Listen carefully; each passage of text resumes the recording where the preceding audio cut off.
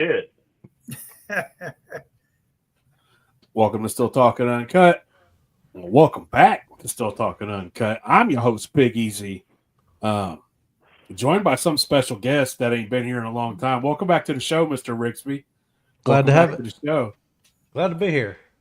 And, special guest, Mr. Uncle Joey, frozen in the bottom corner.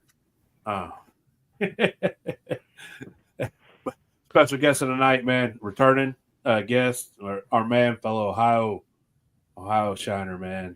Mr. Chris Lewis from Paps Hiltop Down to Distillery. Bainbridge, Ohio.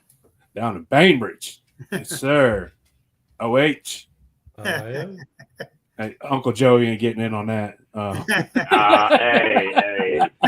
we're gonna get They're beat gonna by get at shit least, again. I'd say 14 is gonna be a. It's gonna be.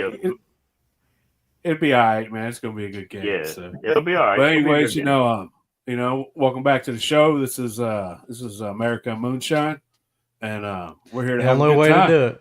Yeah, Good time. that was my thing. I feel like the two A's were right, but the W was It should be flipped. It wasn't properly placed. can't have whiskey without moonshine. You know, where it all begins. it's the root. It's the root. So, what's in the cup, Sean? Dr. Pepper. Oh, you lying?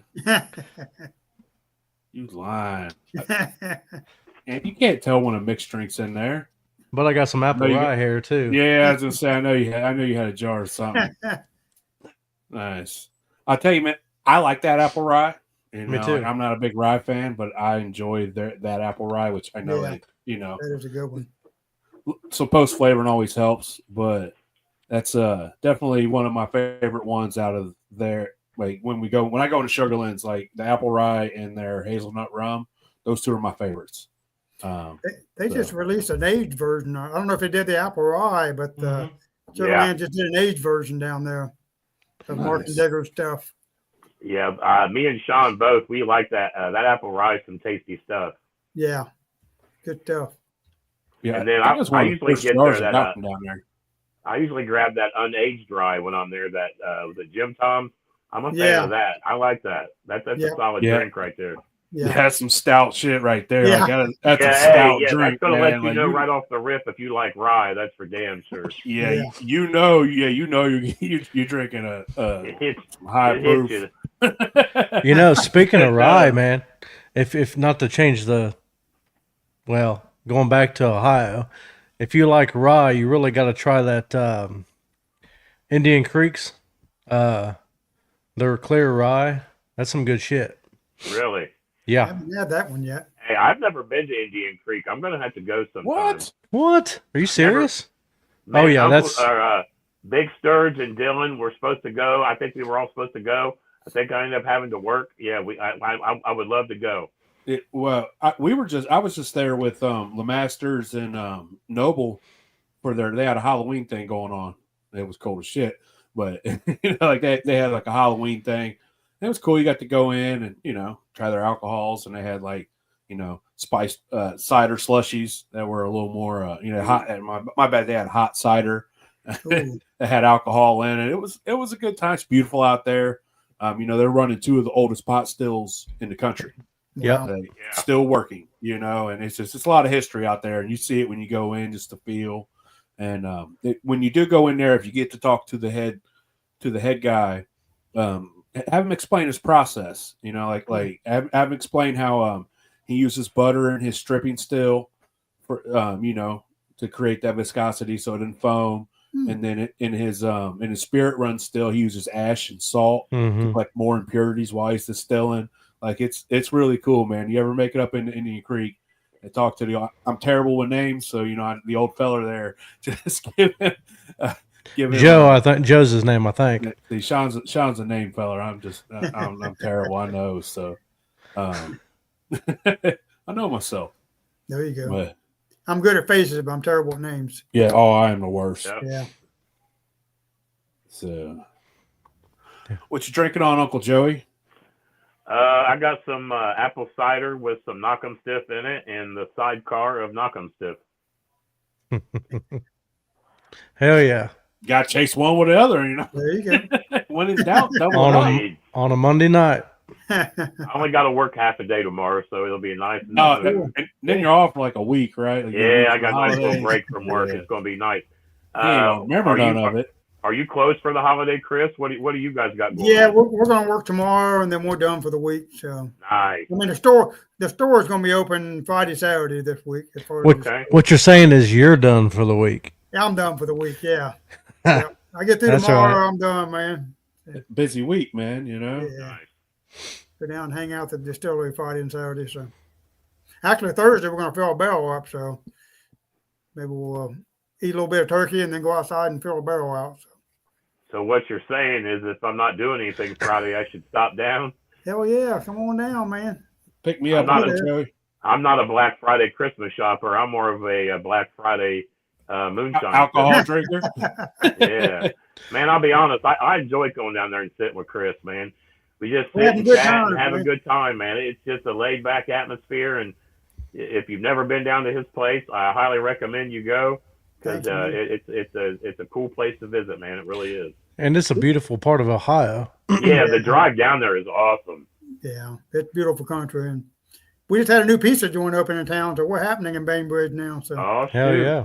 yeah, Hey, that diner, that Yeah. family-owned diner is amazing. yeah, it that is. diner, the new pizza joint's right across from the diner. So I mean, they've got some real good food. So. Hell yeah. To get back to what Uncle Joey's talking about, man, when you walk in there, when you walk into Paps, it's like walking into your Shine Shack at home. You know what I'm saying? You feel you got a special feel to you know, so you feel like you belong. You know, you're around like-minded kin. Yeah, Doesn't matter who's behind the counter. You know, they're nice and happy to see you. You know, Yeah. it's a lot different than being at home. Yeah. It's we're even all better. family there. So And yeah. you know, if you walk around the corner, you got the taste test in, and then sometimes Chris will be up in the front, running the still. Man, it's beautiful, and you know, and like I said, it's quaint and it's awesome, and you know that's a good segue to talk about the expansion you got going. Yeah. Like, Yeah. that's what we want to know about. You know, like what you tell us all about this expansion, man, because you Man, know it's been a long when time we heard coming. about it, we're excited. We were hoping to break ground this fall here, but man, believe it or not, in the whole process, the hardest part was getting an architect on board. We're on our third architect. We're just trying to get state approved. We knew exactly what we were going to want to do, and got the banker on board, the builders on board, everybody's on board, but trying to get the state drawings approved by the architect. I'm on my third architect, but I've got a guy now that he's actually moving forward. So we're hoping to break ground this spring. We're going to do a 40 by 60 expansion on the back and hook it into the back of our existing building. We tried to buy a dollar store building down the road from us. We were going to do production down there, but they run into water and sewer problems down there. So we come back to our location. We got enough room in the back where we can do an addition on the back. So we're going to do just basically a metal barn addition, hook it into our building.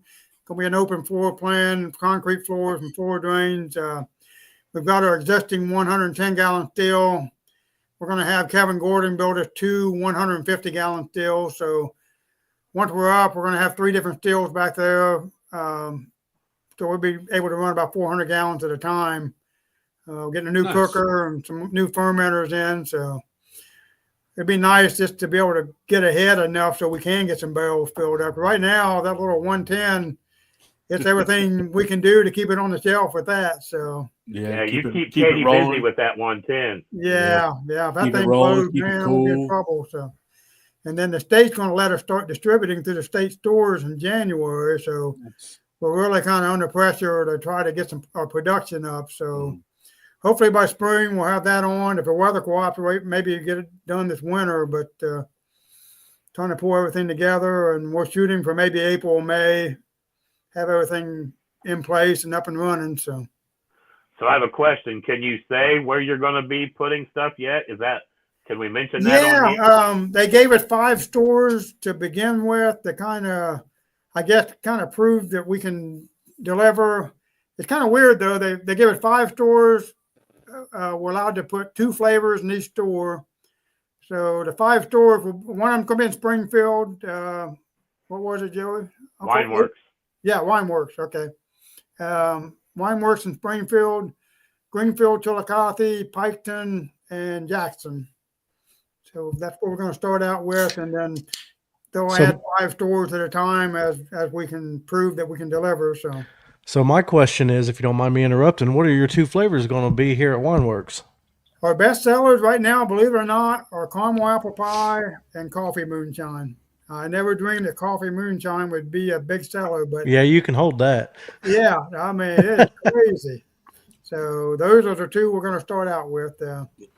Coffee is a multi-billion-dollar a year business. Evidently, Yep. man, I never dreamed. We just kind of thought, hey, let's try it, and we hooked up with a local coffee guy in Chillicothe, and Tom's a real good guy, a small business guy, and so we get our cold brew coffee off of him, and then it really took off, and we entered some judging. Won a silver medal in San Francisco with it. Won a silver medal with the caramel apple. So those are 2 we're going to step out there at first and just see how it does, and then we'll add flavors as the state allows us. So Good shit. yeah, That caramel apple, I really like that caramel apple you got. yeah. I mean, that was going to be a seasonal thing. We put it out there last October with a fall, with the idea of just doing it in the fall, but man, it took off. So we kept it on the shelf year round, and it's our number 1 right now. So Good shit. yeah. I just finished my jar of it off the other day. I found it was like this much left.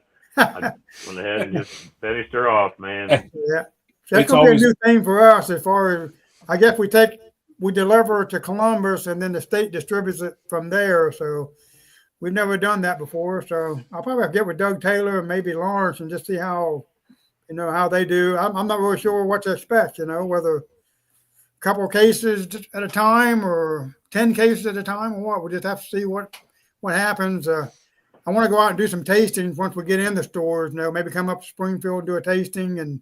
Let us know. Do some of those. Yeah, I'd like if I get You let us know. We'll show out. Yeah, nothing else. We'll have a good time up there. So. Oh yeah. Yeah. I'm curious because usually what happens when they put new product in, they're booting something out. Wonder if they're booting some more of that climax out. Oh yeah. I hope so. Man, like there's been an explosion on the shelves of moonshine. Yeah, I've noticed. Not a lot of real good moonshine. You know what I'm saying? Man, and a lot of mass produced. I know Sugarlands have been trying real hard to get into Ohio with the higher proof. They got the lower proof in, but Ohio really been fighting them on the high proof stuff. So I think they'd be surprised if they could get it up here, man. People would buy it. You're proof of that. You can sell some, higher proof shine. You do well down there. Yeah, I mean we're in the middle of nowhere down here, and if they can get in some good markets, and I think they do well. I know Old Smoky. I think Old Smoky only has the low proof stuff here too, but there's something about Ohio. I guess it's pretty tough to get in. So. Yeah, we don't play. They don't play around here. Yeah, they want your money too. Like for me, yeah, they like your money. Like it takes me 30 minutes to get to Indiana. And so as soon as we go over and we go into their state stores, they have everything, all the high proof, the low proof, and so only the strongs. Go ahead. Yeah, anytime we leave out of here and head to Indiana, I always stop in the liquor store. Like, what y'all got new? What you got in here? That's cool.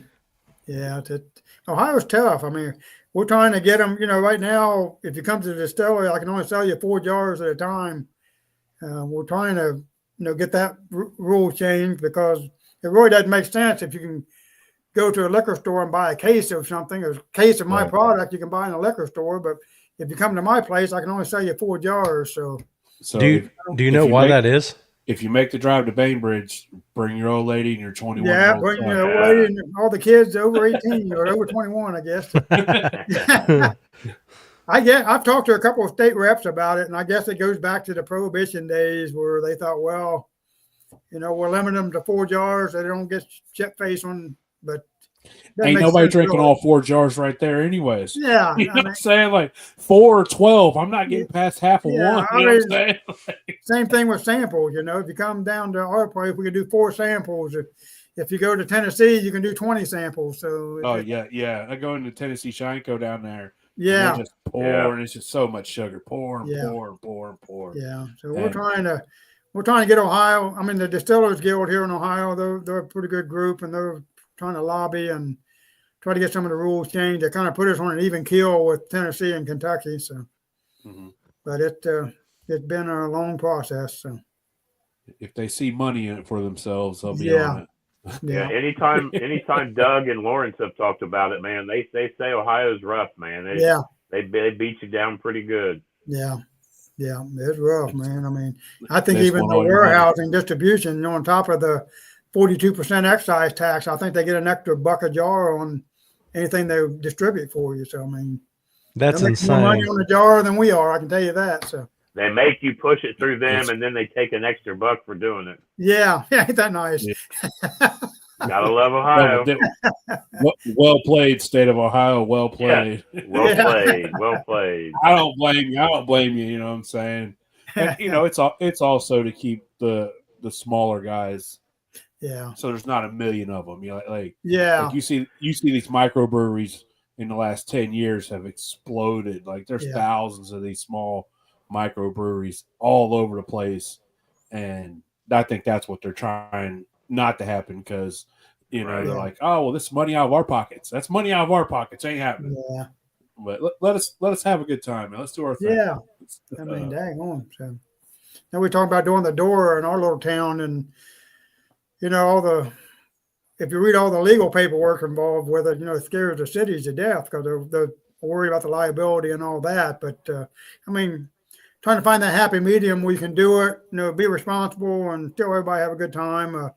Across from our distillery, they're building a new state park with a stage. So we're hoping maybe, we can bring some bands in, and if we have a door, there's a bunch of benches and stuff over there. People can get a cocktail and go over there and enjoy on a summer evening. So we do a ton of moonshine slushies, man. It'd be nice on a hot summer day. So moonshine they kill. Slushies kill. I hope I can get the moonshine slushies in my little town here, man.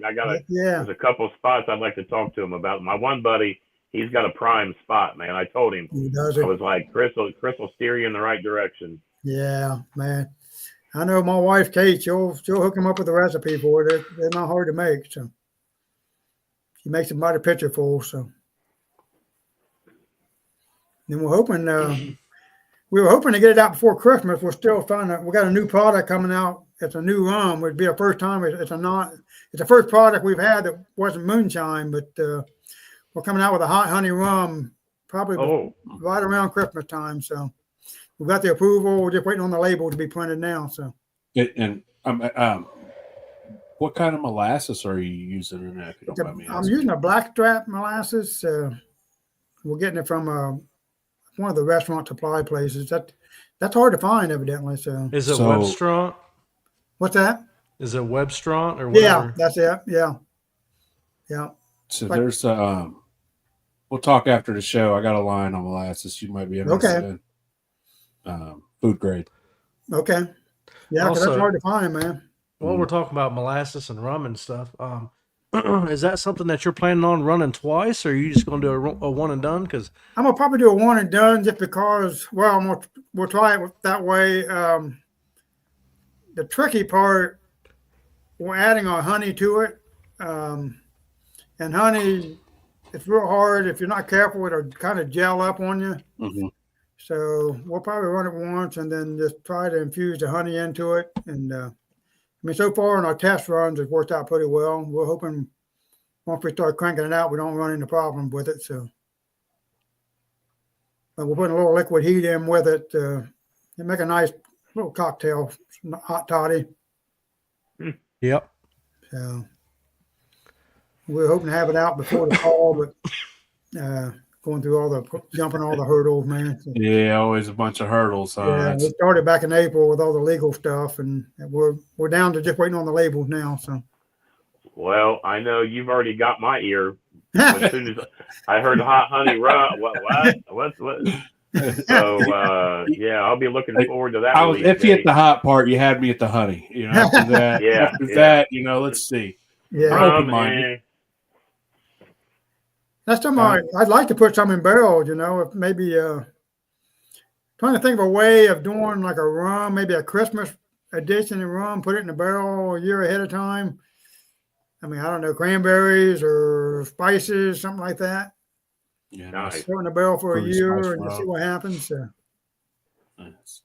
Yeah. Uncle Joey was talking about getting a family together and making a mead this year. Yeah. I'm try to get all my kids together at one of these holidays and start making a mead that we'll start drinking the next year and making it at the holidays, make it like a tradition. Yeah, that'd be real cool. And I know I'm excited about getting my the distilling end of it going, just so I can also show my kids about the distilling aspect of it. Yeah, making your own liquor. I think it's something that you never know how things go. It might be something good to learn to know. You can distill water, you can distill liquor. Oh yeah. You can make some essential oils if your wife needs you to. Yeah. You can make panty droppers, whatever you want. Whatever you want. Well, it's an old American survival. Yeah, so I'm kind of excited about that end of it too. Cool. So I can learn it myself, but I can also pass that on as I've learned and what I've learned. Yeah. And what's cool about it is, for me, on the other end of it, I've never made liquor. I just like drinking what you guys make. But I can't wait to have, me being here in my basement and having an issue and being like, Chris, I got this going on, or Easy, I got this going on. Yeah. And I know every one of you, Sean, he'll call me tomorrow, but the rest of you would be right there. Sean will show up in 6 months. Now listen, not 6. Well, no, I just start leaks in 6 months. Let's get it right. Gotcha. Yeah, Uncle Joey was like, hey man, I was thinking about making mead, and I want to ask you some questions. And I'm like, well, you try this and do this. Yeah, I could tell he was chomping at the bit. So I've heard him talk about it before, that he's got a recipe that's amazing. He said, I've heard him say, if you ever want to make mead, is it the Viking's blood? Is that what it is? Yes, cherry honey mead. It's my favorite mead. Wow. So that's something I'd like to try, and I'm gonna let the kids pick another one. Let them come up with something they want to do, and get 2 different kinds going. And we'll start every holiday. We'll open that bottle and then make another batch. Yeah, that'd be real cool. Good tradition to start. So what makes that Viking's blood so good? Is it the cherries with the honey? It's the cherries. Yeah, I think so. Yep, it's the cherries. The tart and the sweet of the yes. And in a nice mead, you need to age over a year. Give it time to mellow out. And like the honey mead, like for me, the honey, if you back sweeten it with honey, that's one of the best ways to speed it along. I've found, or if you let it just age, like it's crazy that super dry, like when it's done fermenting, it's so dry, it puckers your face. You would never think that it would have sweetness back into it just by letting it sit, but it's crazy because honey is the most amazing natural sugar in the world. Like it is. It's so I made a lot of work to make mead, but boy, it's good stuff. It is good, and it's expensive. It's pricey to make some mead. Yep. But if you can do it right, it is definitely worth it. So yeah. Most people age the mead. I mean, is it a year, a couple years? A year or 2. It ain't no different than a nice fine wine. The longer you let that sit and do its thing, the better it's going to be. It's kind of like aging in a barrel. Like you could pull it in 5 years, but it might not be as good as if you don't let it sit for another 5 years. Or however long. Yeah. And just like anything else, it's about your palate. Like how do you when you taste it, how do you feel about it? Like when I taste my meat, I ain't thinking like, man, I wonder if Sean's going to like this. Right. I don't give a shit what he thinks. and so, I've missed picking on you, Sean. Welcome back. And it's just like anything else. It's about your palate and your flavor. So it's just one of those things, like I told Uncle Joey, like, if you're going to do it, man, do a 5-gallon batch. You're going to wind up with about 20-ish bottles of it. Yeah. And then that way, throughout the 6 months, like, man, go ahead and give us a try and see if I like it. And it might not be where you want. So you know what I'm saying? It ain't like you got 4 bottles and you're like, oh, this is a crapshoot, So give yourself enough to be able to sample, because who don't like sampling? Yeah. That'd be a heck of a tradition to start too. I thought it'd be cool, man. It really, I thought it'd be something neat. I got talking to these guys. I thought, man, I'm going to start doing a family tradition of making some mead. So I'm going to try to work on it. Cool. And if you're very interested in learning how to distill, the best thing to learn and how to do is make wine. Yeah. And, it's easier than dealing with corn at first, and you get your feet wet in the fermentation, so you start understanding the little nuances here and there, as opposed to, like most people when they jump into grain, they just go corn, sugar, yeast, because there's no conversions going on, because that is the hardest part when you're dealing with grain, is getting full conversions, especially if you're trying to use barley. These liquid enzymes have really changed the conversion games. They make it a lot easier for everybody, which that's cool. Get your full conversions. But before, we were all using barley and trying to get full conversions. So just like the Uncle Jesse Simple Sour Mash, a simple wine are great ways to start out and get your feet wet and learn your techniques. And then once you get more advanced, then you can go on ahead and you'd be like, oh man, I'm doing 100% conversion. And you'll do it and be like, holy shit, that's a lot of corn and a lot of work. You know what? I'm converting a little bit. I'm adding sugar. That's why I don't do that. I got you. If Sean teaches you how to make liquor, the only thing you're ever going to learn how to do is make Uncle Jesse Simple Sour Mash. We've had a barrel of knocking stuff. It's been something just over a year. We're going to do a sample of that on Thanksgiving, so just to see how it's progressing. So report back. We're intrigued. It'd be just over a year. So what's your plan for that? You're going to just now after then you're going to just go just see how it plays out, or because you got to leave it for it to be a bourbon. You got to leave it in there for 2 years minimum. It's a 25-gallon barrel, so I'm hoping that helps with the aging process. Oh, definitely 2 years and that 25 should be right. Yeah, so we're gonna pull some samples off Thanksgiving Day, and it's been about 14 months, so we'll kind of see how it's progressing. So we're hoping maybe we'll have some bottles next fall, first bourbon we've ever made. So. Nice. Again, I know where we'll be when that hits it. 25 gallons ain't gonna be a whole lot. Ain't gonna be a whole lot. I think we're gonna be on 375 milliliters on bottles on that. So. Nah, we'll be. Yeah, I'll be down. I'll be happy to get a taste of that. How do we just go ahead and set us 5 bottles off to the side? We got it. Whoever makes it down first will just pick up all 5 and distribute them to us. That'll work. That's kind of how we do it. I mean, and then I told Gage, he's like, "Well, we'll have 25." And then we keep them for 6 months. Like, nah, the Angel's going to keep quite a bit of that. Oh yeah, we're going to see what you get, but it'd be kind of curious to see how it tastes after 14 months. Yeah, so if you don't hear me bring it up anymore, you'll know it tastes like shit. So. Hey, it was so good he drank it all. Yeah, drank it all. It was so good they drank it all.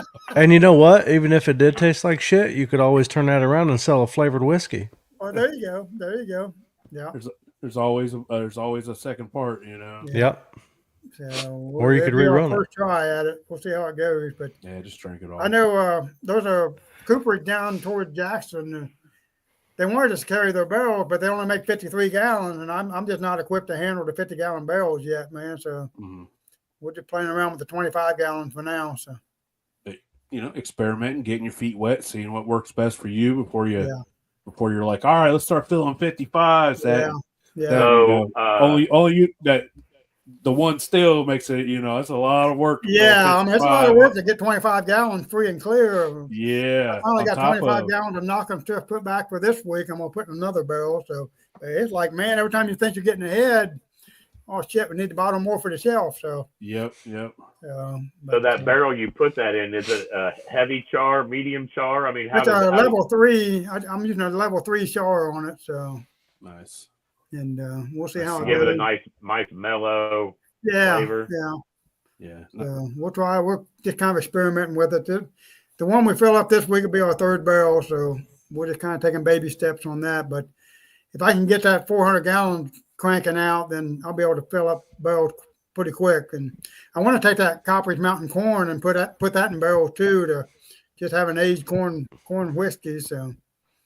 Now, I still want to try rye. I haven't tried rye yet, so you're missing out, man. Rye's a good grain. I mean, I've had a lot of people calling for it, and we haven't got to that point where we can get enough ahead to do it. One of these times when we do apple brandy, I'm just accidentally going to cut a bag of rye open and dump it in there. Now, you see, idea. we knew you was lying when you said cut and dump because you ain't doing none of that. You ain't doing none of that.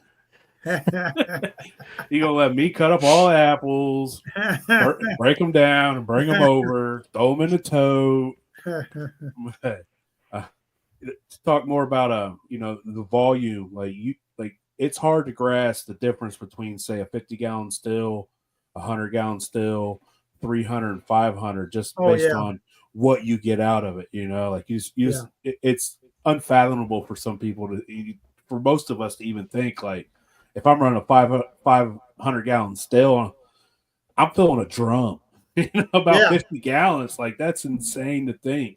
But when you're on that scale, like you're talking about, of filling 55-gallon barrels or 25-gallon barrels, and still having enough product to do what you need to do, like that's where it's at. Like, all right, we're going to do a 24-hour run, and we're going to fill this barrel. And so and that's what's really awesome about hearing about the expansion and moving forward. That it's really going to help you take to the next level, just be able to. If I can just let my 110 run like it does now, take the two 125 and just crank on them, and I'm going to go to a 300-gallon cooker. So right now our cooker is 100-gallon, so I'm going to have that plus a 300-gallon cooker, so we can cook 400 gallons at a time. Yeah, I mean, you could essentially run all three at the same time. Yeah, and that's my thought, because I really went back and forth on whether to go with two 150s or step up to a 250 or 500-gallon still. But then you get into boiler requirements and all that, and the boiler maintenance and all that kind of stuff. And I just thought, hey, I'm comfortable with the copper pot stills at 100 gallons or so, and tried and true too. We all love copper pot stills. I you can't go wrong. 3 of them run as fast as I can watch one run. That's right, and maybe I'm not as efficient as what I could be, but if I dick up a 100-gallon mass, I mean, that's different from dicking up a 500-gallon mass. You're damn right. Yep. And fermenting 500 gallons at one time is a monumental task. Yeah. For anybody. I'm thinking line up 7 100-gallon barrels and just fill those up and rotate them in and out. We've had this discussion for a while. Yeah. we've talked over 500 gallons, just the massiveness of it, and it'd be a good time. Don't get me wrong. But you got to feed that thing. That's what people don't realize. Yeah. You go from a 20-gallon to even 100 or whatever, I mean, everything, you're buying more grain, you're buying more sugar if you're buying sugar. I mean, your output's more, but your work is a hell of a lot more, just the mashing and cleaning and everything. That goes the cleaning's the worst part, man. My youngest son, that's all he does, is clean equipment, between the steel and the cooker. And, I mean, that's pretty much his full-time job. So, and you can see why these 500,000-gallon stills are all jacketed, because they just leave everything in it, run it, and move on. Yeah. There's no straining, and there's no wringing out in mop buckets. Yeah. There's no doing it the hard way. Yeah. I kind of like it the hard way. I think it brings you closer to what you got going on. Yeah, it don't surprise me you like it hard. Yeah. The hard way. Yeah. It's kind of funny because we'll have people come into the distillery and, we're sitting there squeezing the spent grain, trying to get every juice out of it. And, they think you just kind of plug it up and just sit back by and just watch it run. But, you're cooking and you're fermenting, and then you're separating the grain from the mass, and you're getting ready to pump it over. I mean, it's a mess. It's like making sausage, man. It's messy sometimes. So. Yeah, it is. Hey. Yeah. Go make magic or a mess, man. There you go. Yeah. Both. You can't have one without the other. That's how it goes. Yeah, but it's fun, but it's a lot of work too. Yeah, it is. Even like small 10-gallon still, you gain a solid respect for what it takes to produce that jar. Yeah. Like to produce that 1 gallon off a 10-gallon still, you get appreciation for what guys at distilleries go through, from the small distillery to the giant one, but a lot of the giant ones, you see them, a lot of them are push button and it's all automated. I'm like, oh man, I don't blame you. I don't blame you. Some distilleries where they really don't touch anything. It's all conveyors. It's all push button. and turning knobs. Yeah, turning knobs Yep. and Turn it up a little too high, you might puke it a little bit. You never know what's going to happen. Yeah, that's true. Pretty wild. But, I haven't been around a column still, so I'm not sure, what's involved with that. I know they crank them things 24/7. Yep. Usually, they take a lot longer to heat up. You get all them plates. Yeah. Each plate's got to heat up. Yeah. If you ever curious and you want to go see one, Tuck and Red's got one. Oh, they have one? They do. Yeah. Little 4-inch sitting on a 55-gallon stainless drum. Oh, cool. Yeah. Sure I do. still got to get up there. I haven't been up there yet. Yeah, let us know when you come up, man. We'll take you in there. Okay. Yep. We'll go there. We'll go out to fucking Indian Creek, man. It's Yeah. See, I haven't been to Indian Creek either. So that's a beautiful place, man. That might have to be a springtime trip. Yeah. Yeah. Maybe I'll come up. Hey, but I'll be honest. I saw pictures last year of Indian Creek at wintertime when they got some snow. It looked pretty badass down there. It is. They got that pavilion there right over the creek. Yeah, the property looks do really shows nice. And all that. Wow. It's beautiful out there. Yeah. And what now there's several other ones. There's a distillery in Tip City. I think there's 3 in that whole little area. Is that right? Mm-hmm. Yeah, I'd like to come up there and hang out with you guys for a day and just go around and see them because I've never been. Should make it a weekend. We'll have a good time. Yeah. We'll go downtown. Well, you got Dayton Barrel Works. You got the Bell. You got the Bell of Dayton down there. And we swing over to Hall Brothers. Yeah. We could pay tribute there's a to story Sean's there. Old Pot. There is an old story there. Well, the Bell of Dayton, I believe earlier this year into last year, they released the first bourbon in Dayton. Wow! Made in Dayton and released here in a really long time. Cool. Yeah, that'd be real cool. Come out and check it out. That's the thing about Ohio is there's a lot of good liquor here.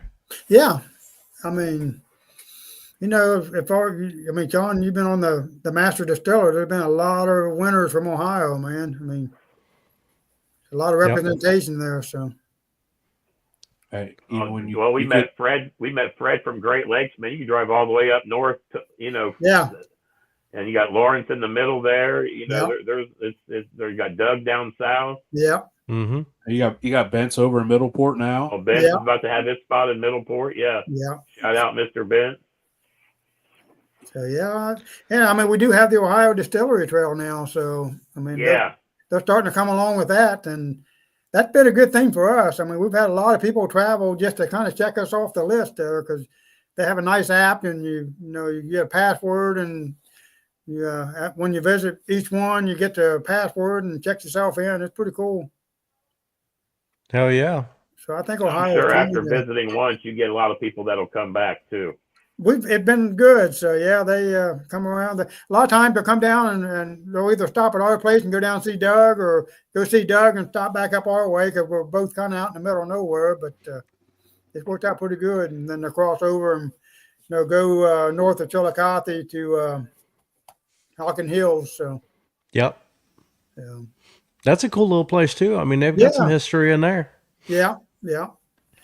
I guess they're even teaching a program or something on distilling over there at the college. So. Are they? Yeah. I don't know if the college bought the distillery there or what happened there, but I know they're tied into it now. Okay. So Hockin Tech. Nice. Yeah. So I know we had talked before about that Moonshine University. Yeah. And you had talked about possibly going back and doing a few other classes. Have you done that, or do you have any plans to do anything like that? My brother Mark and I went down and did the barrel aging class here last year, and it was a 2-day program. I've been waiting on them to. They used to do a brandy class, and I've been waiting on them to bring that back. The rest of the classes are more geared towards getting things started and all that. They've got a rum class that I wouldn't mind setting in on that. But they've got they just released their curriculum for 25, and they have a bourbon society down there that's a 1-day program where they'll teach you a lot about bourbons. And so I'm thinking maybe I'm going down there in January. So. But it's a neat place to go and network. And if you stay in town, you stay at the hotel down the road from it. It's called the Brown Hotel. A lot of history there. I mean, it's from the 1800s. So. Now, when you were down there, did you go check out Vendome? Yeah, we did. Okay. Yeah, we went over and hung out for a day. That was real cool. I mean, that was still a family operation, man. If I had your money, man, I'd be there getting me a big old deal there. I mean, they started about 50 grand. So.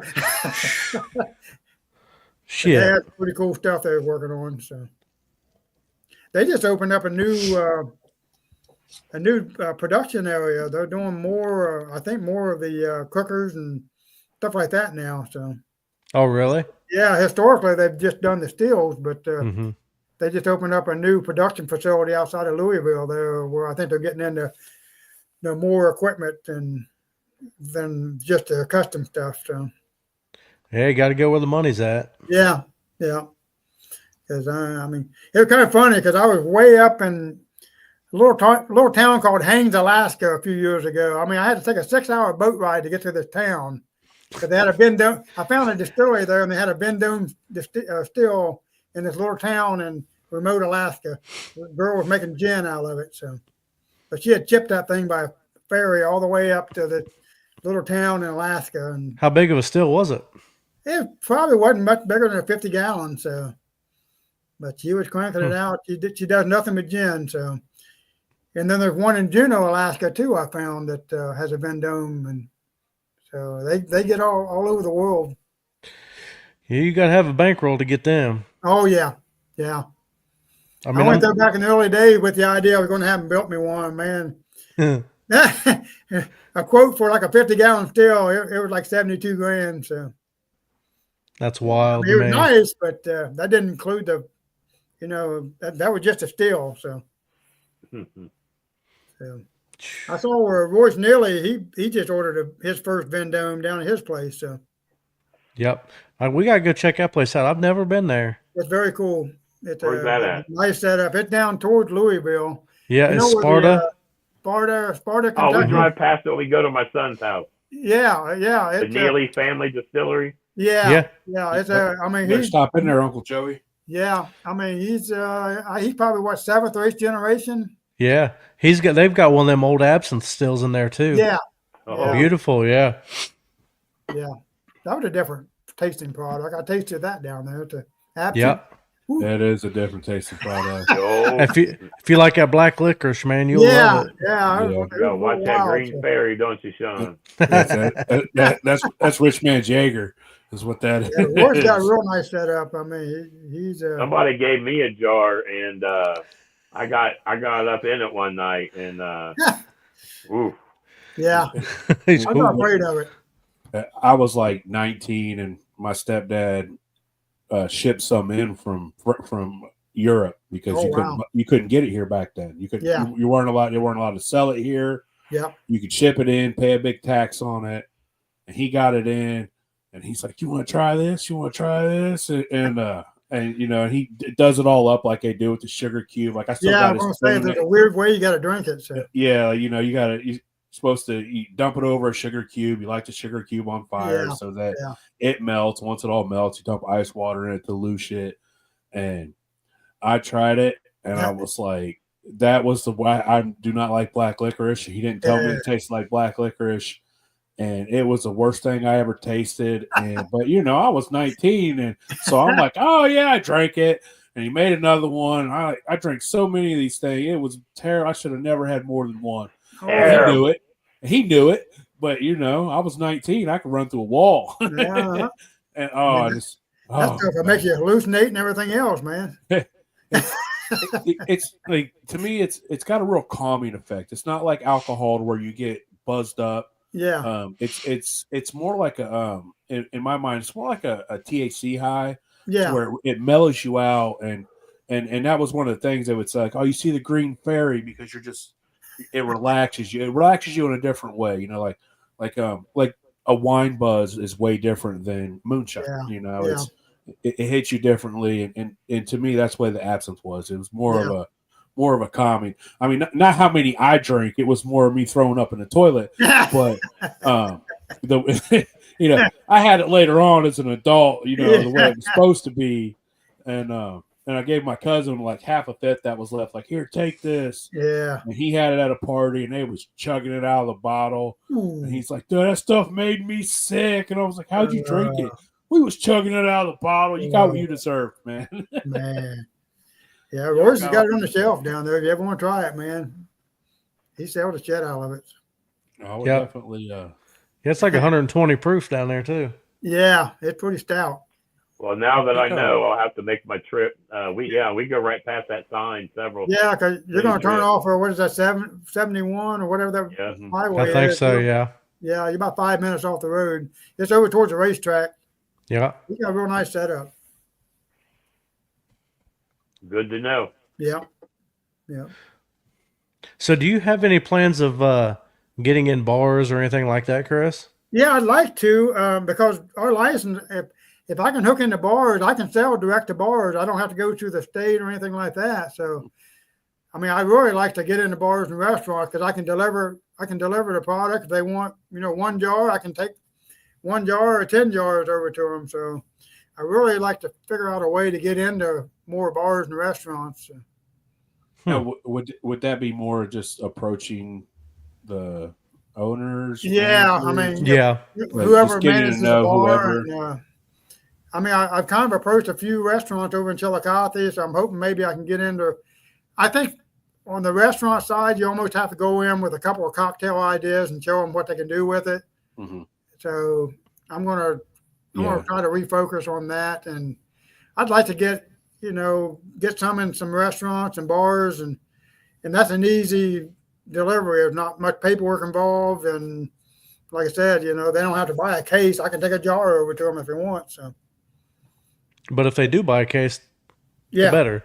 That's even better. Yeah. Always. I'd rather sell a bucket than a jar. Yeah. Hell yeah. Just saying. Yeah, I would like to work on that and try to get that going. And I tell you, the slushies that I have, that would be a good push to me. Yeah. If I was a bar owner and I had an atmosphere where you could see a potential of a lot of slushies, your slushies are delicious, man. Yeah, everyone I've ever had. Yeah, and I mean that can be a moneymaker for a bar. And I mean, you take a $25 jar of liquor, and they can make a couple $100 off of that real quick. Easily, and you never know. Like maybe you lease them the slushy machine. You know what I'm saying? Like, there you go. We're padding our pockets a little bit, like the state.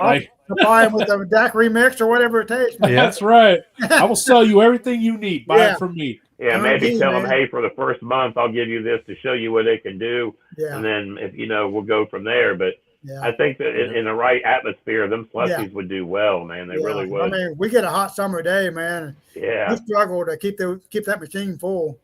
Because it takes about a half hour to freeze up, man. And 2 years ago, days, they come in. Tuck and Red, I bet they sold 4 million of those slushies. Yeah. It was so hot that weekend. Yeah. Well, you would have thought they'd have been back.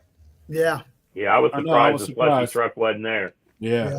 I was looking for it. Like, where's the slushy truck? Yeah. I had went out to Fulton Farms. They had their, they do a Halloween thing out there, pumpkins and stuff. And I saw the trailer there.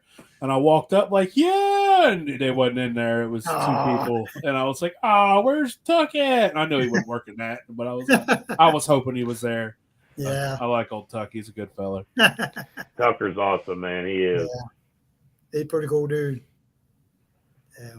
But yeah, knowing bars I can approach up your way, let me know, man. I'd like to try it out. Come on up. Okay. I've got my one buddy. He wants to actually come down sometime, so I'll chat with him again and see what he's doing. Yeah. Same thing with cocktails. I mean, we've got several cocktails that we do, and a bar could do the same thing and make good money off of it. So, cocktails, to me, they're marketed towards women, and that's and that's where your money's at. Yeah. We do one. Where we put an ounce of peach and a half ounce of blackberry together with some, some Sprite, and we sell a ton of those. Oh yeah. Yeah, you probably sell 1 or 2 jars of clear to every 20, 30. Yeah. flavors. And that's just the way it is, Yeah. I would imagine we do a line of moonshine mules at the distillery, man. Those go well. So I mean, a bar or a restaurant could do mules. They could do some cocktails or slushies, and something different. I know I saw a couple of steakhouses over in Chillicothe. One of them was selling Old Smoky, so I'm trying to ease in and knock Old Smoky out of that one. So shouldn't be too hard for you. Just let them do a side-by-side taste test. Yeah, I was gonna say just let them do a side-by-side. We're local, and we're easy to get to, and I tell you what I see from big distilleries, like when we go into Sugarlands, we go into Old Smoky or Tennessee Shine Co. They're so heavy on the fake. Yeah, like it's so heavy. It's almost too much. Yeah, like it is too much. Almost it's too much fake. And like when I go to Paps and Bainbridge, when you try your flavor stuff, it's not thick. It's still got a clear look to it, and it's not overpowering. Yeah, it's there, and it's enough there to not be like not to make you feel like you're just drinking a big thing of sugar. So that's one of the things I really enjoy about your product. Well, thanks, man. I appreciate that. I have to give my wife and daughter-in-law credit for those. They're the ones that play around with the flavors. So they seemed like after COVID, man, my palate still hadn't come back. So I was about 2 years before it was right, and it was insane. I hated it. It was terrible. Yeah. So what did you say? Did you say you guys had something about to come out, or you're in the spring? Is that what it was? What's that? Do you have something that's going to be coming out in the spring? Well, it was the rum, wasn't it? We had the rum. Well, the rum, yeah. It may be out around Christmas time. If the labels get here and everything gets where we can get some bottled up, we may throw it out as a last-minute Christmas gift. So. Well, cool. Everybody look for that. Yeah, keep an eye out at Paps' page, man. You might see it. Yeah, I mean, the Fed and state have both signed off on everything, so we had to get the label approved. We got that done. We're just waiting on them to get printed up right now. So we're doing a different type of bottle. We're not doing the mason jar with that one, so we got a shipment of bottles in for it. So we may maybe the week before Christmas we may slide some out. So Easy. What are you drinking on over there? It's that apple brandy I made. Cool. I'm tucking you off and drinking water, man. You're good. So you remember I don't have any apple brandy anymore. It's the apple brandy I made last year. I believe I know I gave Sean a jar. Oh, you gave me a jar. Okay. That's like drinking a juice. What did you have at the farm to bottle last year? That was peach brandy. Yeah, that was good. That was very good. That's what's in this cup. I found a little bit of that. Oh, cool. So, I got a little bit of this apple brandy left. So when I make it down, I want you to try it and let me know what you think. Cool. It is very palate pleasing. The peach was better. That want to give me some apple cider and try to play around with that. Hey, man, I got to carve out some time to do that. So we will turn that into brandy, man. Yeah, you already know that. We will turn that into brandy quick. Like, hey, you ready to do it yet? That sounds like my kind of work. Yeah, cider. Oh yeah, cider. Hell yeah, yeah. Pump that shit. It just comes in. Oh yeah. You ain't got to do shit but put yeast in it. Hell, you ain't even got to put yeast in it. You just let it sit over there in the corner. It'll do its thing. It'll ferment. That's my kind of deal. The jars off of it fermented before I got to it. So that's right. Like, oh, it's already wine. Throw it in still. Yep. So we get that expansion done. That's going to be one of the first things we're going to play with. Some brandy. Nice. I've been wanting to do that brandy for 2 years now. I know. We was talking about it. Yeah. It's so good.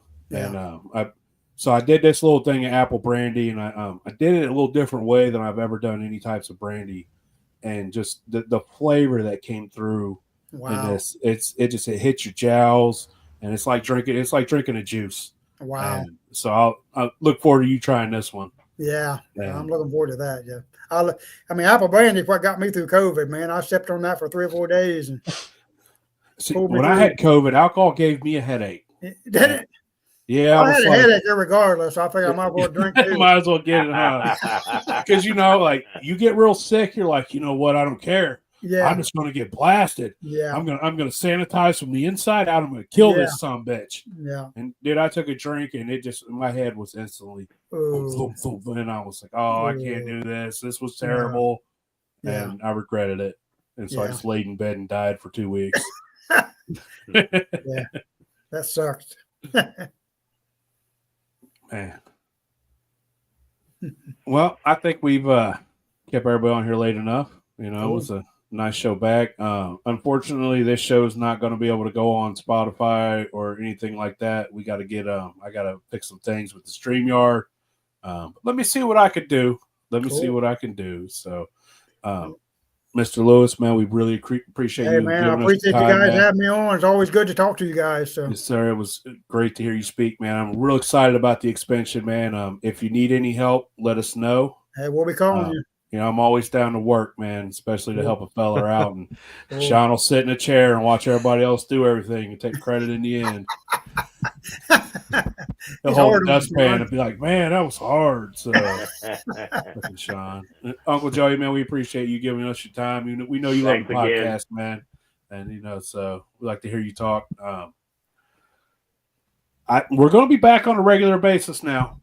Cool. You know, we're all set back up. We'll be back every Monday. Does Monday at 9:00 work for you, Sean? Because you got it, man. More convenient for the guests and all that. And, you know, like old LeMasters was going to join us, but he had to go to Costco and get some diapers or something. I don't know. You blew a hole.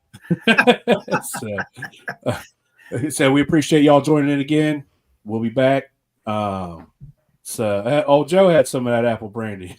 Hell yeah. So hey man, we love all y'all. Thanks again, Chris, Uncle Joey, Sean. Welcome back. We'll see y'all next week at 9. Any idea who's going to be on next week, Sean? We'll see. You never know. All right, y'all check out the Facebook page, man, and we'll make sure we post it. So, Mr. Lewis, stick around. Don't leave as soon as we kick off here. Okay. So, y'all have a great night. Y'all shine on.